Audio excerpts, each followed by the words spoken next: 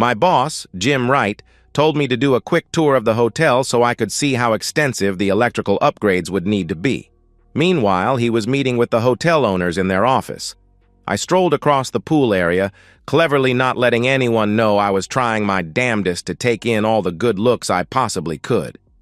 That was when I saw a 40-something red-headed fox chatting with a man, obviously several years younger than she. They had pulled their lounge chairs together, and the man had his hand on her left knee. In so doing, his elbow was in constant contact with the lady's generously formed left chest. I immediately hurried away from the pool area, relaxing only when I was well out of sight of the pool. I mulled over my options for all of 20 seconds. I instinctively knew what I had to do, but briefly considered the ramifications. I saw only one honorable course of action. I took out my cell phone and texted a short message to my boss. I carefully made my way back to the pool area, remaining as inconspicuous as possible. I stood in the shade of an overhead balcony with my phone's camera function displayed.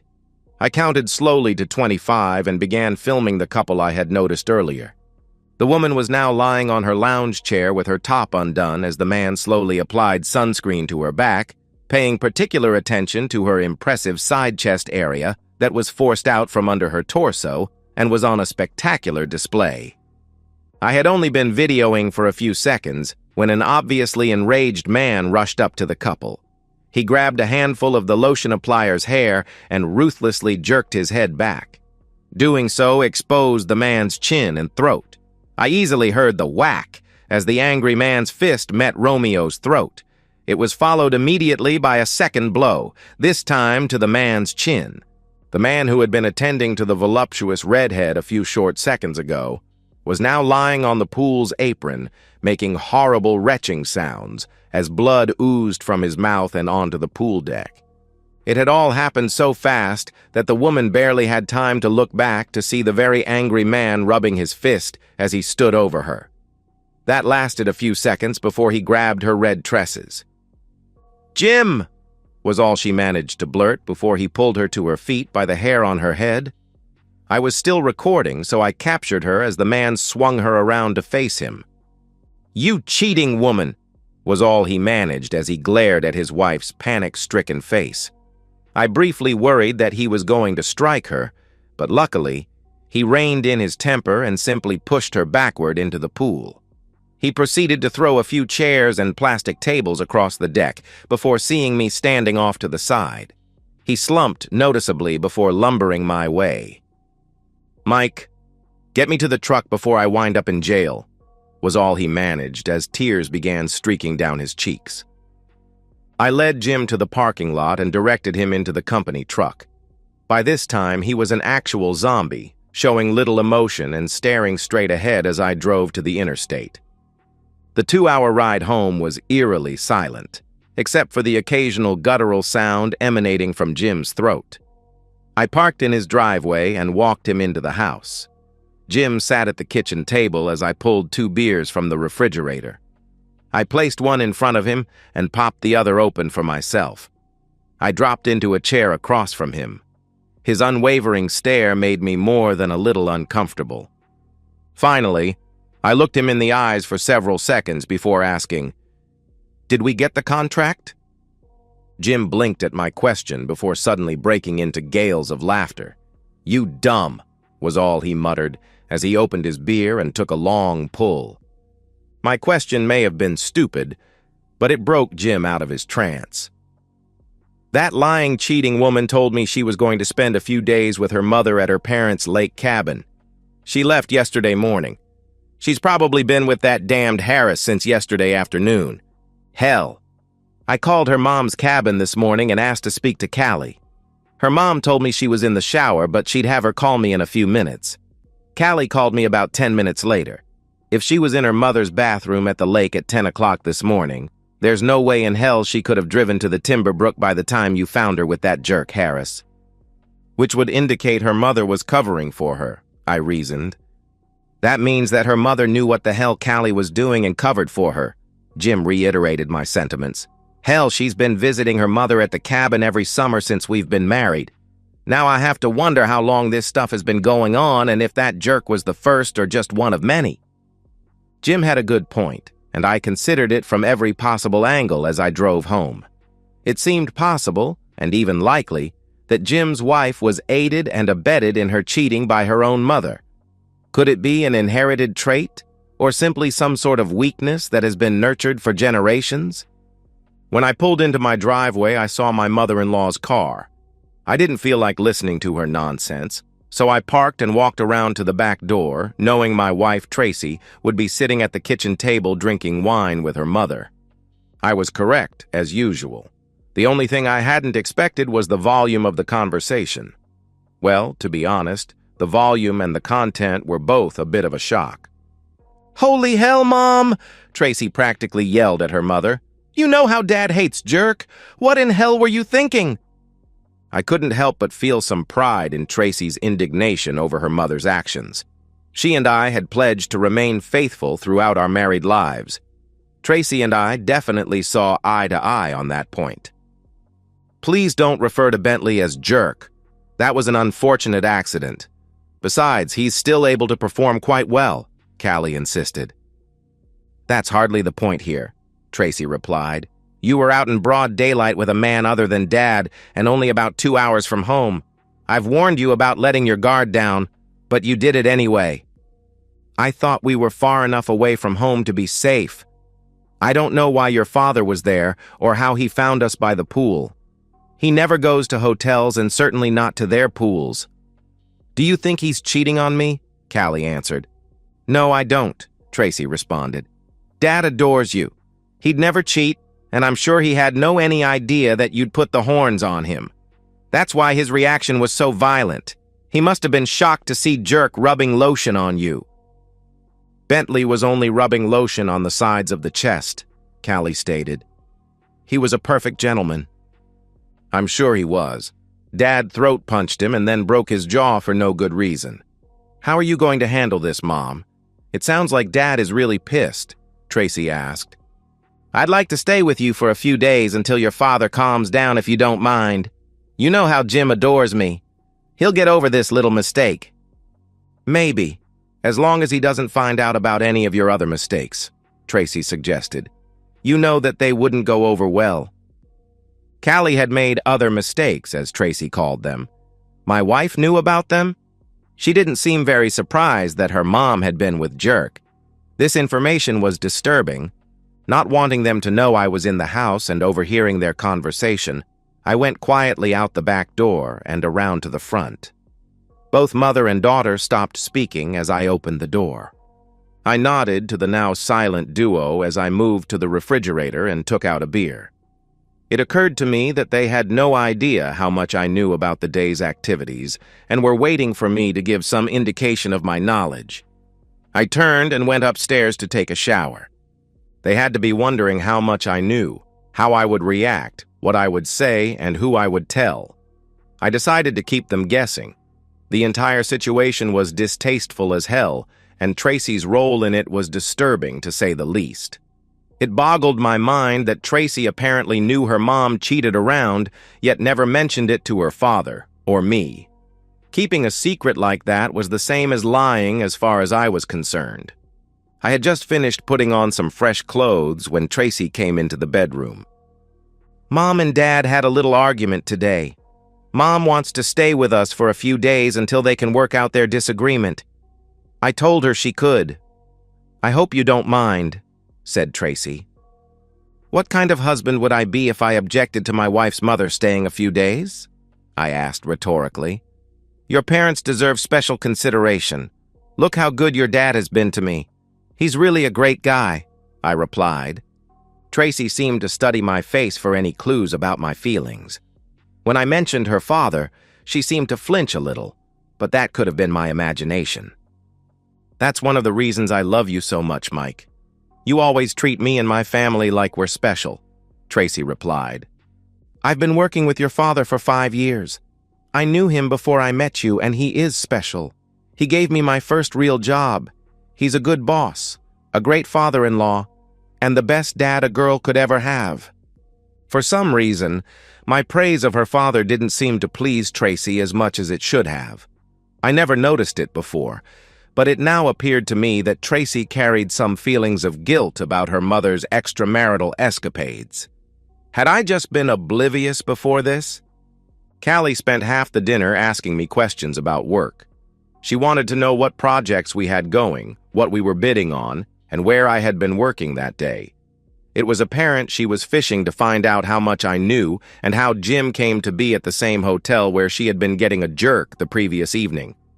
I avoided any mention of Jim being asked to bid on an upgrade at Hotel Fornication or my part in the swimming pool denouement. I had decided that my wife and her mother weren't the only people who could have secrets. After dinner, I announced I was going to mow the lawn.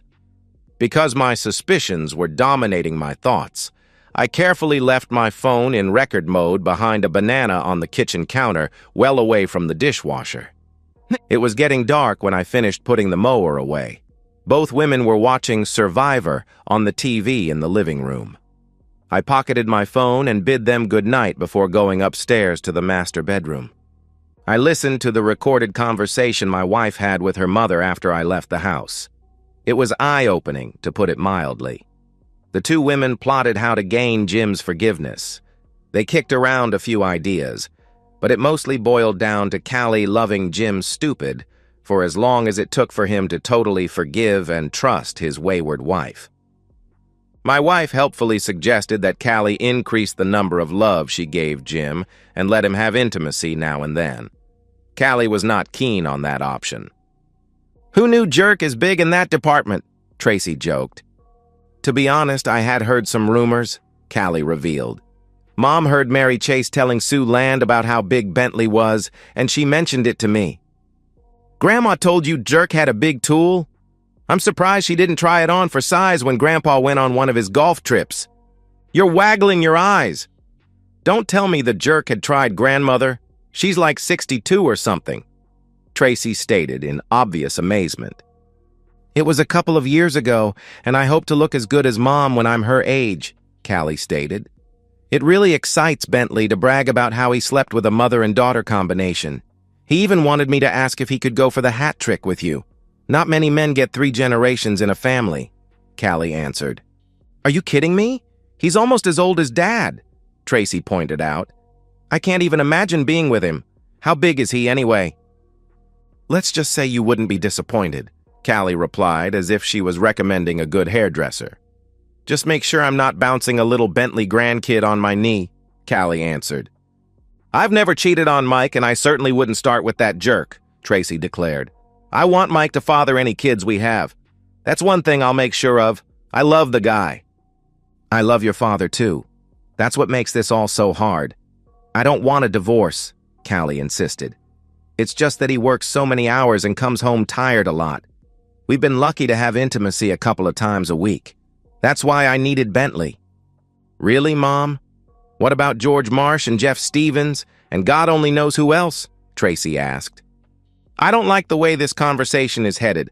Let's go watch Survivor. I think that Italian woman is going to be voted off this week," Callie stated in an obvious effort to change the subject.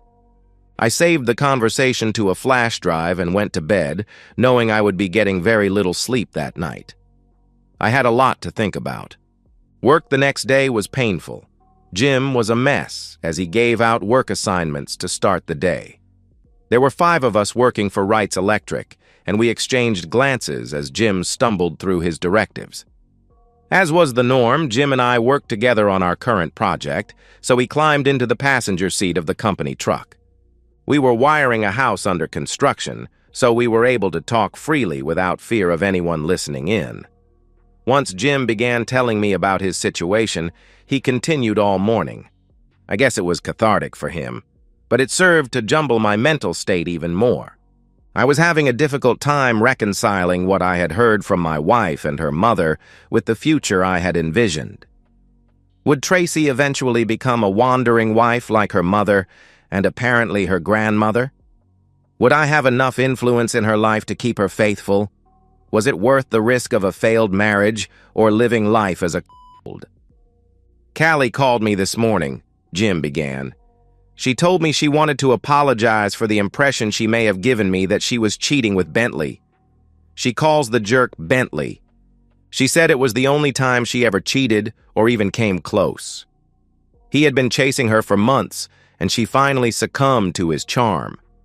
I asked her how long her mother has been covering for her affairs, and she began stuttering. It never occurred to her that it was obvious to me that her mother was lying about her whereabouts. We exchanged a few unpleasant words and I hung up.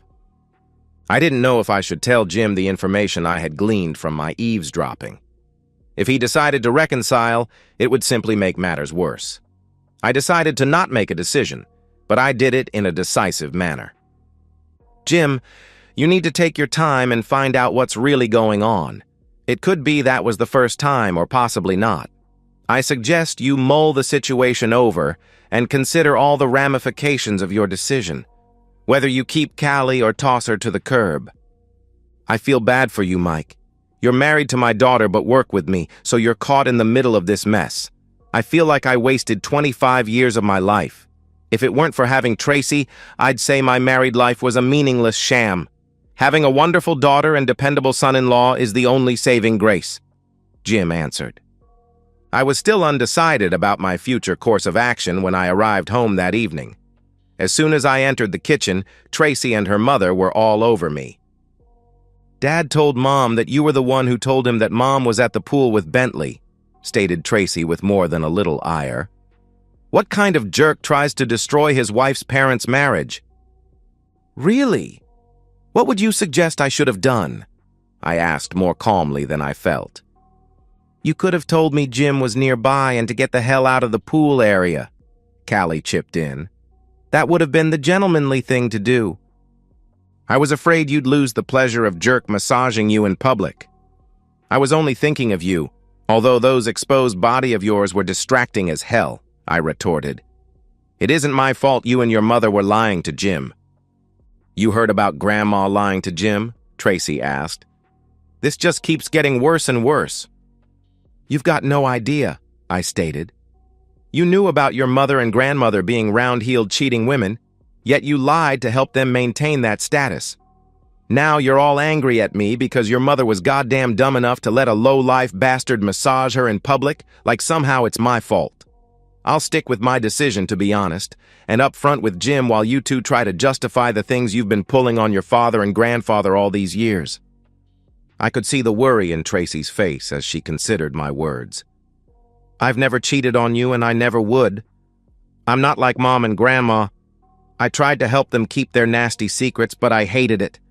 I kept telling them to end their affairs and be faithful to their husbands. You did? Callie asked before Tracy could give her a death stare. She did, Callie suddenly agreed as understanding of Tracy's plight swept over her. She said she'd never cheat on you and insisted Mom and I start towing the line, fidelity-wise. I was wrong to let Bentley charm me, but it'll never happen again. I've learned my lesson. I swear. Did George Marsh and Jeff Stevens are big too, or were just extremely persuasive? I blurted before I could control my mouth. Tracy, did you tell Mike about George and Jeff? Did you turn on me to save your own back? Demanded Callie. How could Mike know about them if you didn't tell him? Oh no, wailed Callie. Did you tell Jim about George and Jeff? What about Bill Simons? Does Jim know about him too? Not yet, I replied with a smile. The next day at work was interesting because of all the life-changing decisions. I told Jim everything I had overheard his wife and daughter discuss. He was mad as hell, then incredibly depressed. I don't see that I have any choice, Mike. I'm going to contact a lawyer and get a divorce. Don't try to talk me out of it. I wouldn't dream of it, I replied somberly. I was thinking we could use the same lawyer and maybe get a better rate. But Tracy said she's never cheated on you, Jim argued. There's no reason for you to divorce Tracy. She loves you. I know she does. I know Callie loves you, yet I wouldn't try to talk you out of a divorce. You're the one who helped me make up my mind, Jim. If I didn't have the benefit of your wisdom and experience, I might be tempted to stay with Tracy. You told me how you felt like you had wasted 25 years by being married to a cheater. I don't want to be in a position to say the same thing in 23 years. I have no trust left for your daughter. I'd be spending every day worrying that she was out looking for a better guy. I know damn well Tracy would insist on letting Callie and Callie's mother see our kids and influence their life. Leaving Tracy alone with my daughters would cause me concern, but allowing your wife and her mother to even speak to them scares me to death, I admitted. You can see why I can't continue down that road, can't you? 4 years later, I decided to take my wife, Amber, out on our second anniversary.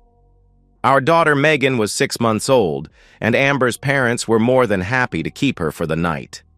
Since it was our anniversary, I splurged for a room at a Ritz, which was a drive of almost 100 miles. I had dinner reservations and looked forward to showing my wife how much her love meant to me. I had requested a secluded table and was pleased when we were shown to a rather dark corner of the dining room. After ordering our meals and exchanging some banter, Amber suddenly sat up straighter and stared at the entrance. "Isn't that your ex-wife?" she asked. I remember she was 2 years ahead of me in school and looked like a fashion model. She's still beautiful. I heard she remarried, but I've never seen her husband. He looks like he's quite a bit older than she is. Actually, he's the same age as Tracy, I answered as I turned to see my ex-wife being seated across the room. Well, he's had a hard life then. He looks old enough to be her father, Amber observed. That's not her husband. That guy only has one ball, I replied with a sigh. I made the right decision 4 years ago. Being with you and seeing Tracy now fills me with relief and joy. What does her husband look like? Amber asked, now that her curiosity was piqued. He looks just like the guy coming through the door with the baseball bat in his hand, I responded as I silently thanked my lucky stars. And that's the end of today's story. If you enjoyed it, please give this video a thumbs up and drop a comment below. Your support helps the algorithm push my content further. If you're new to the channel, don't forget to hit that subscribe button. It really helps me keep creating more stories for you. Thanks for watching, and I'll see you in the next one.